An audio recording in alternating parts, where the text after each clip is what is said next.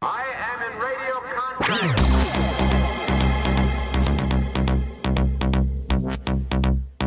What kind of people are we? I am in radio contact.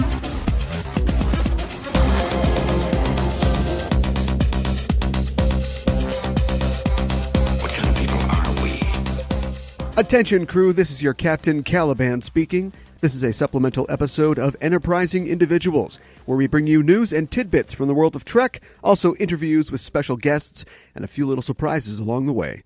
San Diego Comic-Con was last weekend, and though the 4-day event always provides a cornucopia of news about what's coming up in the world of nerdy entertainment, this week we're looking at what we learned about Star Trek Discovery from this year's SDCC. There's a lot to talk about, some new stuff, some confirmations of what we already expected, and we should get right to it, so let's get underway. Before we get into our Discovery coverage... I wanted to admonish you, if you haven't yet, to go online and check out the new Star Trek Discovery trailer that debuted at Comic-Con. It's amazing, and if you haven't seen it, you should, mostly because I'm going to talk about it right now. The new trailer is action-packed, and it really starts to fill in some of the holes concerning what the series will be about, and what the initial conflicts will be as the show begins, and there are some very telling visuals to be seen. At the beginning of the trailer, a character, presumably series lead Michael Burnham, talks about how all life comes from chaos, but we know chaos can claim life as well, and we see a Starfleet ship, the USS Europa, being torn apart by something, an explosion or an impact. The Europa has never been seen on screen before, but a Europa appears in a Trek book set in the TNG era, but that's not this one, and so that's worrying for the start of this show. We also see a young Klingon getting stomped by a group of other young Klingons in a scene reminiscent of the young Spock getting beat up in the 2009 Star Trek film. It seems to be a safe assumption that that scene is a flashback in the life of T'Kuvma, the leader of the Klingons in Discovery, and is probably a formative event for him. It would be for me. We then see Burnham behind a pair of force fields they're kind of sticking out of the side of the ruined hull of a ship. We're not sure which one, so that situation could be better. We get a good look at the Shensho flying away from a planet where there's a huge Starfleet insignia in the dirt or sand of the planet's surface. I think we're supposed to assume that Burnham and Captain Giorgio made that insignia when we see them walking in the desert-looking landscape in the earlier trailer. And the VO in the trailer at that point says something like, "You're lost, but then you're found." So I guess they ran out of minutes on their communicators and they had to improvise. Smart thinking. We also see what's presumably the Shensho fighting Klingons, like a lot of Klingons. It's a little hard to make out in the darker scenes of the trailer, and with the new ship designs, it's not exactly clear, but it does seem to be the Shensho in a pitched battle with Klingons, and the ship sustains heavy damage, something that seems to be confirmed late in the trailer when there's a quick shot of escape pods launching from the Shensho. Bad news. We also see Burnham doing a data, the commander data, that is, opening a force field out to space and then trying to float or fly to another part of the damaged ship, which is not recommended, but definitely sets her up as somebody who is going to do what she's got to do to succeed. More on that later. What happened to your spacesuit, Michael? We do see her spacesuit get damaged at the end of the trailer, but it's interesting to note that there's like an Iron Man style inside the helmet shot in the suit that shows a heads-up graphic of the Shensho. So that seems to take place when she's still aboard the Shensho. Let's see what else. We get a shot of Rainn Wilson as Harry Mudd being Arch. We get a lot of space battle stuff that has the feel of the rebooted movies, like rapid-fire phasers and that sort of thing. We see a group of Klingons putting a dead Klingon in a coffin-like thing, and they do a Klingon death cry, the "Rah!" Which, that all checks out, except Klingons don't revere the bodies of the dead. Remember, once the warrior spirit is gone, they just make a planter out of them or something, or maybe dog food. So maybe these Klingons are different. We get a look at a young Burnham being attended to by Sarek after what looks like some kind of accident. More on that later as well. We see a Federation ship ramming a much larger ship, and at this point, it looks like the Shensho might not make it out of the first couple episodes of this series. And we see Captain Lorca talking to Burnham in what looks to be a cell, like in the brig maybe. He says that she, quote, chose to do the right thing. She helped start a war. That's bad news, too. So that's a lot. The stars of Star Trek Discovery and the show's producers did a panel at SDCC hosted by Rainn Wilson himself, and they talked a lot about the work that went into the show. They answered some fan questions, and they actually got to dish a little about some of the aspects of the show. It seems like the leash of secrecy at this point has been loosened a little on the production, and we found out some big-time, real-deal facts, like, you guys, Michael Burnham is totally Spock's adopted sister. Burnham loses her parents in some kind of accident, and it looks like Sarek takes her under his wing, and that's why she goes to the Vulcan Science Academy, and so on and so forth. This is a really interesting development because it just amps up the question, what is Sarek's thing for humans? Like, he marries one, twice, he's got a half-human kid. This guy just really likes humanity, I guess. It's just our roguish winning ways. Now, you may ask, doesn't this make her contemporary with Spock? To which I would say, yeah, but look, we've already recast Sarek. We don't want a young, fresh-faced Ensign Spock running around this thing. Leonard Nimoy, he looked like your dad when he was a kid. Just look it up on the internet, true story. So I'm hoping for no Spock in the show. I've never wished a Chuck Cunningham on somebody with good intent before, but there you go. Now, Sybok, on the other hand, that I want to see. Being raised by the volcaniest of Vulcans would definitely have an effect on one's personality, and I think that's probably what's behind the portrayal of Burnham that we've seen so far. I've been a bit unenthused by her kind of flat line readings, since we know that Sonequa Martin Green isn't that kind of actress. But it makes sense that she's like that initially if her dad is Vulcan Prime. Something else to check out is that Burnham's hair is 2 different lengths and styles in the trailer, implying, I'm pretty sure, when it's short, she's on the Shensho, and when it's longer, she's on the Discovery. So you can kind of figure out the timeline by looking at her hair. Then we also have Lorca saying, you helped start a war. Jason Isaacs might be the best actor on this show, and what does he usually play? Long-haired, British, bad guys. Well, bad guys, really. So no long hair this time. You usually don't want to join a character of his, and he's already talked about the character's complexities in other places. So here's my deductive guess as to the plot of Star Trek Discovery, and you can check this out once the show comes out and tell me how wrong I am on Twitter later. I think that Burnham is a human raised by Vulcans who has the analytical mind of a Vulcan, but the ambition of a human. While serving as first officer aboard the Shensho, they run into Klingons led by T'Kuvma, who, because of his upbringing, he's looking for a fight. I mean, more than a usual Klingon. They get in a tussle with the Shensho. Burnham, leaning on her Vulcan side, comes up with this amazing analytical plan to wipe them out, and it goes even better than she expected, killing a lot of Klingons and destroying most of the Shensho. Whoops. Obviously, she feels really bad about this, and she gets picked up by the Discovery. With slightly unstable Captain Lorca at the helm, he wants her to use her delicious brains to help Starfleet stab at the heart of the Empire and win the war before it starts. But she pulls back because he turns out to be nuts, and, hey, she's a Starfleet officer, and that's not what we do. That's my guess. We'll see if I'm right or not. But they've shown us a lot at this point, in my opinion, so I'm going to be watching any new sneak peeks through my fingers. I mentioned the SDCC panel before. In attendance were the producers of the show and some of the actors of the show, like Shazad Latif, Mary Wiseman, who revealed in an interview that her character will be roommates with Burnham on the Discovery. James Frayne was there.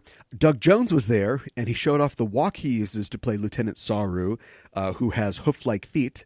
Jason Isaacs was there, Sonequa Martin Green was there, and Anthony Rapp, who plays Lieutenant Stamets, was on the show. He revealed in an exclusive at the panel that as the first openly gay character in Star Trek, he would have the first openly gay relationship on Trek, with his partner being played by Wilson Cruz, who you might know from My So-Called Life, and, what do you know, the Broadway production of Rent. Oh, Angel, how did you end up with Mark? Ugh, Mark.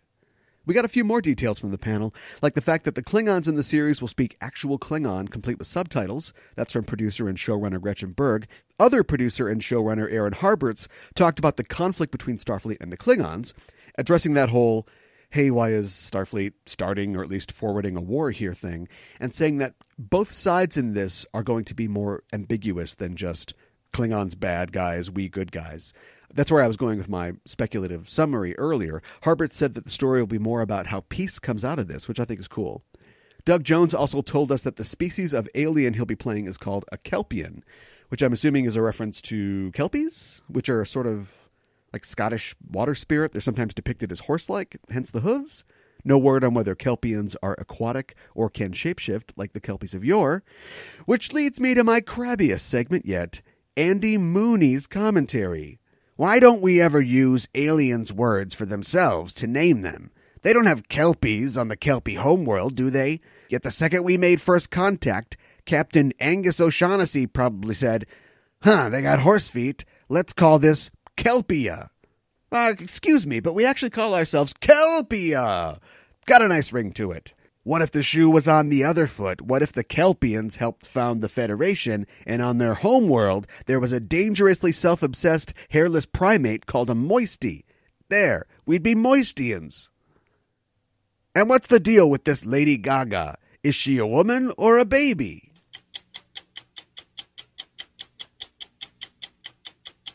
One more neat thing related to Discovery and San Diego Comic-Con, CBS held an exhibition of sorts at the Michael J. Wolff Fine Art Gallery there in San Diego, and they showcased some of the concept art from the new series, also costumes and props as well, like phasers and communicators and weapons. A lot of this you can see on Instagram or on Twitter. A neat detail is that the new uniforms will be, they're all blue and jumpsuity like Enterprise, but the colors on them will relate to the departments that the different characters are in. Also, the insignias are kind of neat looking. They feature the old style department symbols like the cross for medical and so on and so forth. And the rank pips that you usually see on, say, collars in TNG actually appear in relief on the solid, like gold, presumably insignias, which I think is kind of cool. Some of the concept art shows some of the Klingon ships. There's a Klingon raider ship, an obelisk ship, and a sarcophagus ship with aforementioned Klingon coffin. And the piece de la resistance was the captain's chair, which is pretty neat looking. It kind of combines the original series aesthetic with something new because it's very minimalist and kind of 60s looking, but then the panels are all iPads or something like that, I'm sure.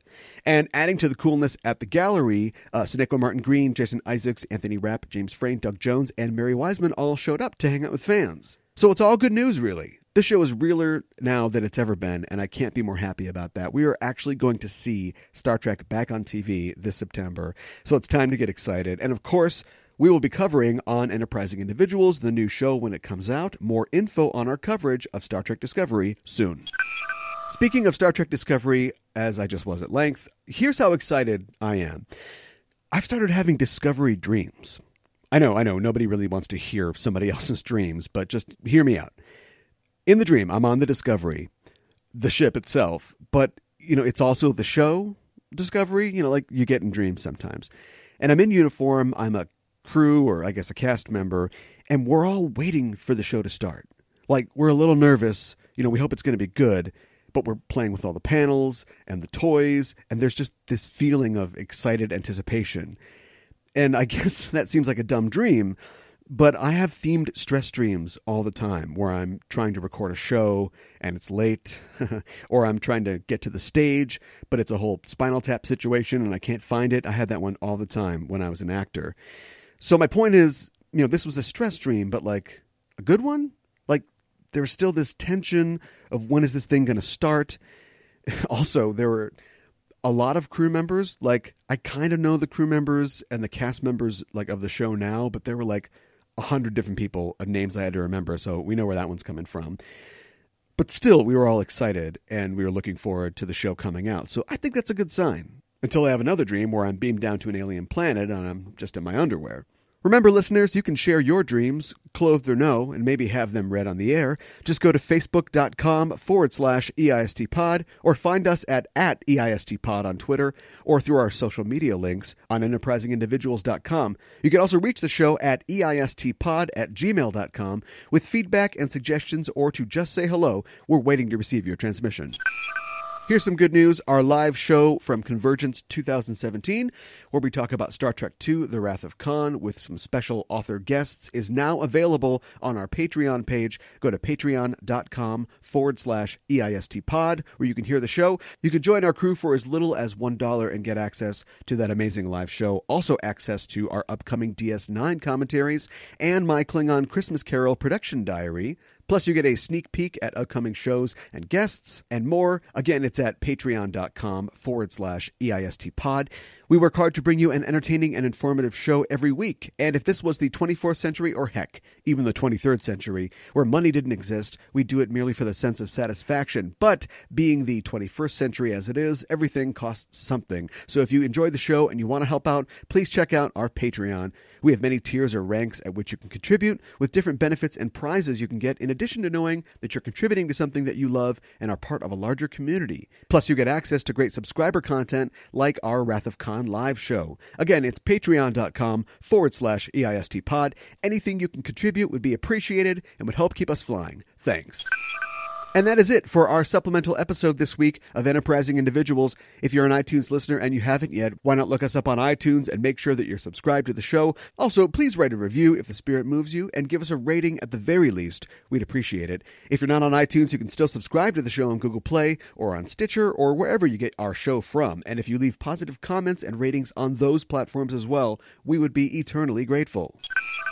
Next time on Enterprising Individuals, it's bros before plateaus as Commander Spock is gripped by the curse of the adult Vulcan male, the Pon farr, and must return to Vulcan to marry or die. Author Dave Galanter joins me on our next show to examine the episode that pits Kirk and Spock against each other in a battle to the death.